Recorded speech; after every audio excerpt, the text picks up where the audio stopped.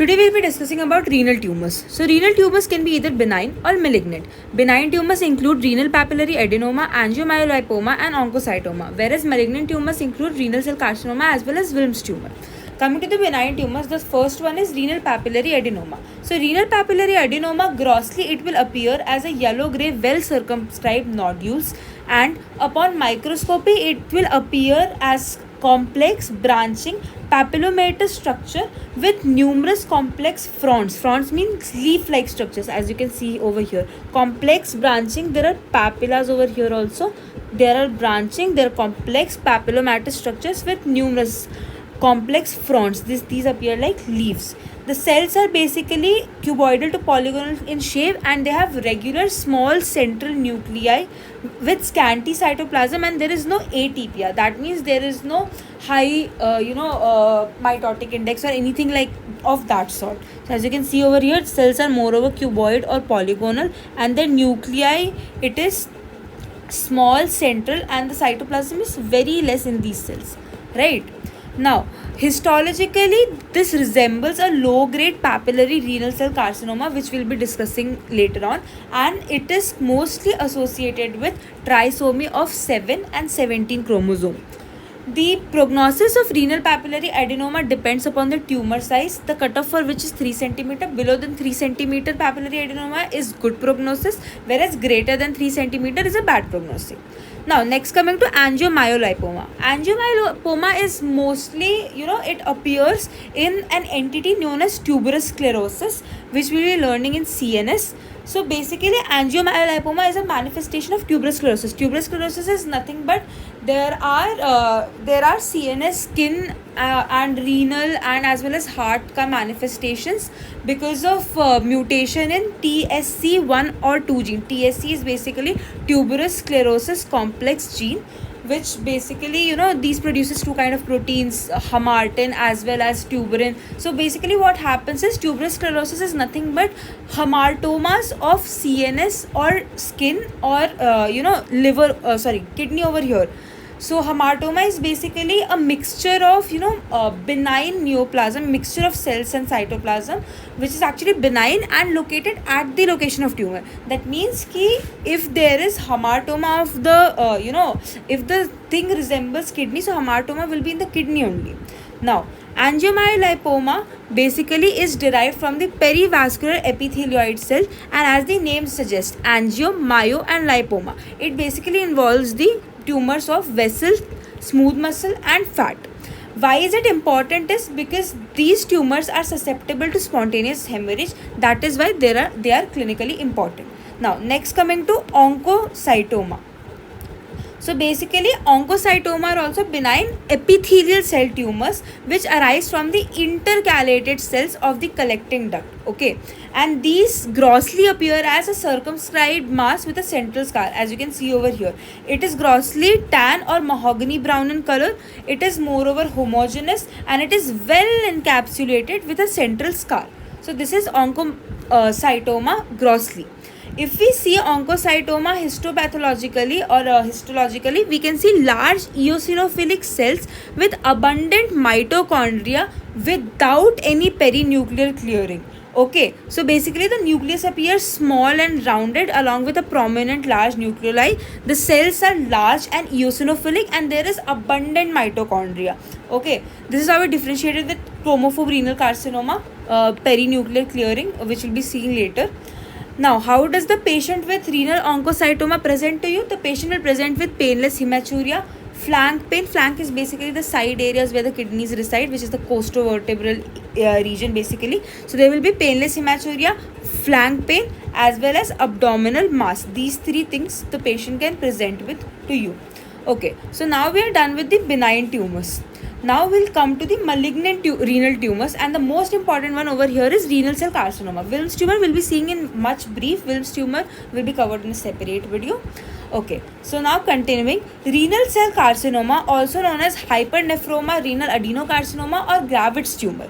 Okay, so basically renal cell carcinoma can originate from anywhere between PCT, DCT, intercalated cell or anywhere, in the entire nephron, and it can progress and it can metastasize to adjacent areas also, and even eventually to lung or even the right side of the heart. Okay, so first of all we'll see it is commonly seen in males to female ratio is 2:1. It is seen in the older population around peaking around 50 to 70 years old. The various risk factors associated with it is tobacco smoking, which is the single most important risk factor. Then the next risk factor is obesity, especially more important in women. The other risk factors involve hypertension, unopposed estrogen therapy, asbestos, petroleum products, heavy metals, end-stage renal disease or chronic kidney disease, acquired cystic diseases, as well as tuberous sclerosis. So these are basically the risk factors for renal cell carcinoma. Okay, how will a patient with renal cell carcinoma present to you? The initial symptoms are very constitutional. Okay, so the patient will have symptoms related to anemia, like fatigue, malaise or anything. The patient can have fever or weight loss. That is why in the initial stage renal cell carcinoma is very tough to detect, whereas in later stages, when the cancer or when the tumor progresses and occupies the space around kidney so much, the patient can present with flank pain, palpable mass and hematuria. This is the classic triad of renal cell carcinoma. Now, cytogenetically, genetically and histologically, we have divided renal cell carcinoma into 5 types: clear cell renal cell carcinoma, papillary renal cell carcinoma, chromophobe, XP11.2 translocation and collecting duct. So coming one by one to each one of them, the clear renal cell carcinoma is the most common type of renal cell carcinoma, present in almost 70 to 80% of RCC cases. Okay, it is derived from the proximal convoluted tubule and it appears as a solitary unilateral mass in the kidney at the kidney's upper pole. Now, if we come to the histopathology and gross of the renal cell carcinoma, grossly it appears bright yellow or grey-white spherical mass. Why would it appear bright yellow? Because lipid might accumulate, giving it an appearance bright yellow. And why would it appear grey-white? If there is necrosis as well as hemorrhagic foci present, the tumor might appear greyish-white. This is how the tumor will appear grossly. And also the tumor's margin is very well defined and it is encapsulated within the renal capsule. That is, it does not usually cross the renal capsule. Okay, there can be 2 growth patterns which can be observed: trabecular and tubular. This is cord-like pattern and sheet-like pattern. If we see histopathologically, we can see round polygonal cells with abundant clear or granular cytoplasm. As you can see over here, this is clear cytoplasm, granular cytoplasm. Why is it clear or granular? Because there is accumulation of glycogen or lipid in these proximal convoluted tubules. Okay, so if there is glycogen present, it will show PAS positivity, and if there is lipid present, it will show oil redo positivity. Also, we can see delicate branching vasculature in the tumor mass, and it can show cystic or solid areas also. So this we talked about histopathological and gross examination.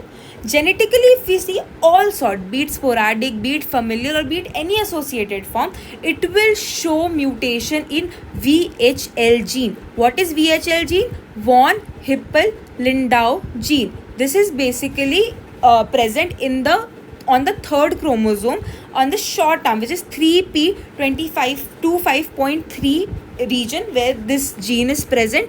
So first of all, there will be loss of the short arm of chromosome containing the VHL gene. Subsequently, the second allele will get somatically mutated or hypermethylated, because of which the individual having clear renal cell carcinoma will lose both of its VHL genes. Now, what is the function of VHL genes? VHL gene basically encodes for certain proteins which form the complex of the ubiquitin complex basically. And what is the function of ubiquitin complex? To degrade proteins, right? So similarly, the VHL gene encodes such proteins which constitute such a ubiquitin complex, which is basically involved in degradation of hypoxia inducible factor 1, HIF1. Now you think, if my VHL gene is mutated, if it is not present, what will happen? My HIF gene will overexpress itself. Because of it, what will happen? This HIF1 gene in turn activates various other cell growth factors, vascular endothelial growth factors, as well as insulin-like growth factor 1. These 3 together will cause angiogenesis, as well as HIF1 can form collaboration with the MYC gene and alter the metabolism. Both of these together give rise to the clear renal cell carcinoma. Also, there has been significant studies done which also show an epigenetic association with renal cell carcinoma. Also, one thing to be noted over here is renal cell carcinoma has the worst prognosis of all the types of renal cell carcinoma. Okay, so this was all about renal cell carcinoma. Now moving to papillary renal cell carcinoma. This is derived from the distal convoluted tubule. It has multiple foci and it is usually bilateral. Grossly, it will appear either hemorrhagic or cystic, and under microscope there will be cuboidal or low columnar cell forming papillas. As you can see over here, there are cuboidal or low columnar cells which are forming papillas. Papillas are basically projections, and the core of these papillas are filled with interstitial foam cells. Basically, the interstitial foam cells fill over here, and there could be stroma which is scanty but highly vascularized. Okay, now this papillary renal cell carcinoma can also be associated with something known as the Samoma bodies. Okay, so Samoma bodies is nothing but a concentric accumulation of basically calcium. This is how Samoma bodies appear.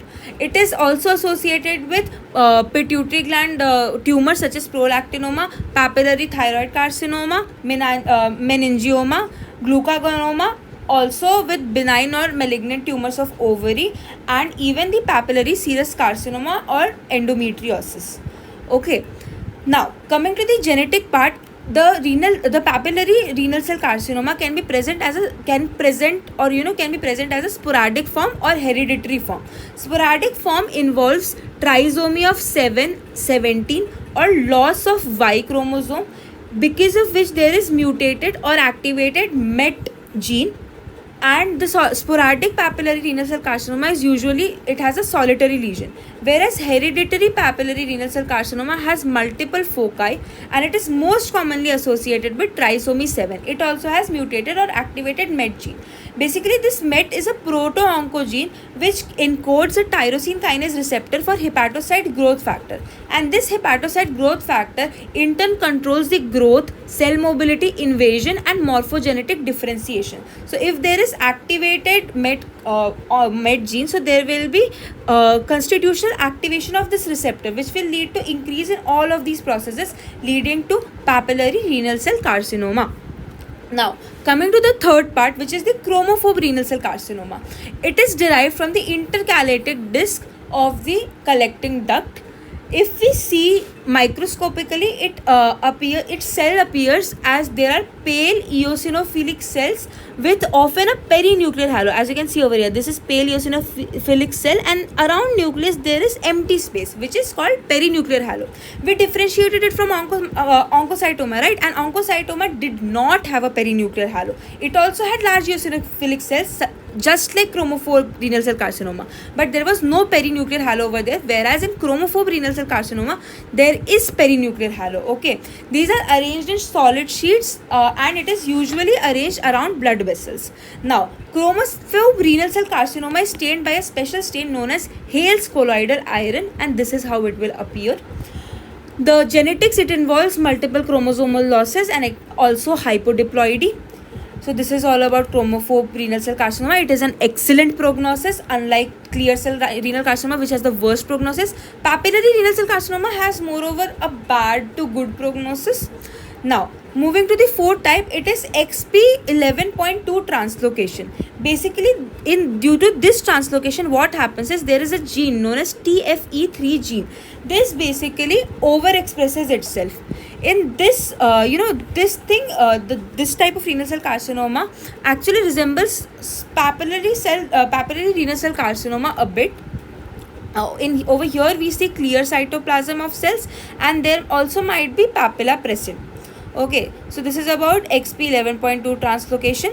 Now, moving on to the collecting duct renal cell carcinoma.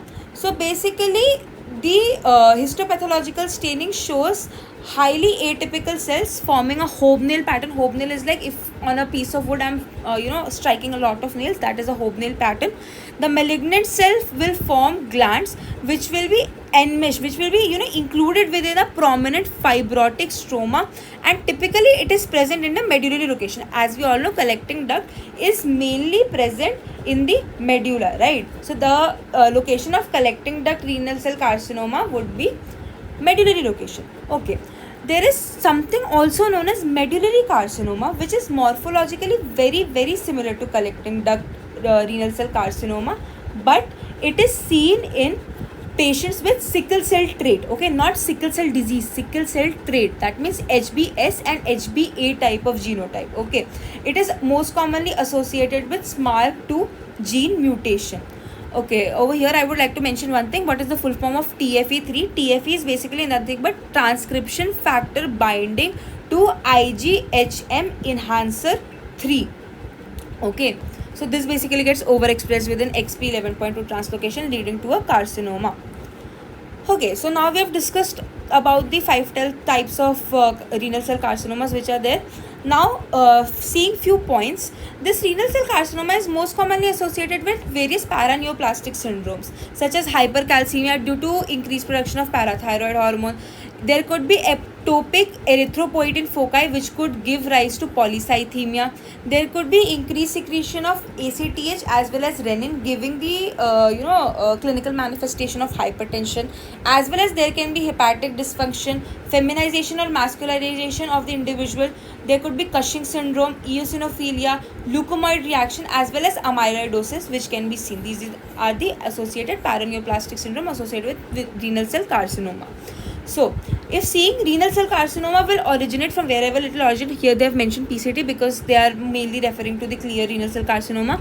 It can invade the renal vein, and if it's left-sided, it can obviously cause varicocele. This renal vein invasion can further lead on to invasion of inferior vena cava, and as soon as the cancerous projection invades the inferior vena cava, it can cause it will lead to hematogenous spread, and it can metastasize to the right side of the heart, and ultimately it can go to the lung, which is the most common site of metastasis, followed by bone, lymph node, liver, adrenal, and brain. Okay, one thing I would like to mention over here, almost all of the renal cell carcinoma have a sarcomatoid appearance. What does sarcomatoid appearance mean? It has both epithelial as well as mesenchymal component, and this is approximately present in almost all of the renal cell carcinomas. Talking about the prognosis briefly, doctors, they give a 5-year rate of survival. So if there is no metastasis, there is 70 to 100% chance of 5-year survival, and if there is even renal vein or perinephric fat spread, the survival rate drastically reduces to 60%, which further goes on reducing with more extended metastasis. Now, treatment, what could be the treatment? Treatment could be the surgery. Surgery can be radical surgery, removing the entire tumor or the entire kidney, or there can be nephron saving surgery only if the tumor staging according to the TNM staging comes under T1A and has less than 4 centimeter size. There could also be ablation like reducing the size of the tumor, basically means ablation. We could also give immunotherapy such as ipilimumab or targeted therapy for the metastatic diseases. We also give some tyrosine kinase receptor antagonist or vascular endothelial growth factor antagonists, which are which may be helpful in treating the cancer. And it is why we do not prefer these drugs is renal cell carcinoma is moreover resistant to radiation and chemotherapy. Okay, so I guess over here we have completed renal cell carcinoma completely. So if summing up the entire topic, we'll be seeing Wilms tumor in the next video. Renal tumor is divided into benign and malignant. Benign contains 3 parts: renal papillary adenoma, angiomyolipoma, and oncocytoma. Renal papillary adenoma is basically yellow to grey well circumscribed nodules. Angiomyolipoma is associated with tuberous sclerosis. Oncocytoma, as we know, it is a benign epithelial cell derived from the intercalated cells of the collecting duct, and it appears tan to mahogany brown in gross appearance. It is encapsulated and has a central scar. Now, then later we talked about the renal cell carcinoma. Renal cell carcinoma is basically divided into 5 types based on cytogenetic, genetic, and histological classification. It could be clear cell, papillary, chromophobe, XP11.2 translocation, or collecting duct. We saw the origin of these carcinomas as well as the histopathological examination and gross and the genetics. And we also talked about the paraneoplastic syndrome and the risk factors associated with renal cell carcinoma and how a patient could present, and the points of metastasis of the renal cell carcinoma. And at the end we concluded by talking about the treatment. I hope you all understood.